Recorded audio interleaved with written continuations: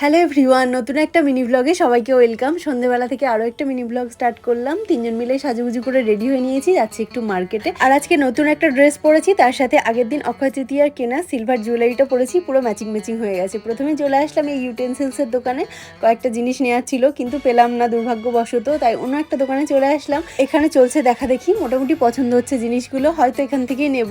আর নিয়েছি আমার ইউটিউবের কাজের জন্যই কতগুলো জিনিস। আর জানো তো, আমার হাজব্যান্ড সবসময় বলে যে শখের জিনিস নিজের টাকায় পূরণ করা উচিত, এর থেকে আনন্দের আর কিচ্ছু হয় না। সত্যিই তাই, আজকে বুঝতে পারছি। তো জিনিস কিনে চলে আসার পথে ভিরিঙ্গি কালী মন্দিরের ঠিক পাশে এই বুড়িমা বসে। এই বুড়িমার কাছে খুব অল্পই সবজি থাকে, কিন্তু যতটা পারি নেওয়ার চেষ্টা করি।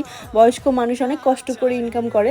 তো তারপর চলে আসলাম বিরিয়ানির দোকানে। তো এখান থেকে নিয়ে নিলাম বিরিয়ানি গোলু আর ওর পাপার জন্য। আর আমি কি কিনেছি সেটা তোমাদেরকে নেক্সট ভিডিওতে দেখাবো। আরও একটা দোকান থেকে নিয়ে নিলাম আরও কিছু সবজি। আর এখন গোলু খেয়ে নিচ্ছে বিরিয়ানি। দেখা হচ্ছে নেক্সট ভিডিওতে। তো কি কিনেছি সেটা দেখাবো।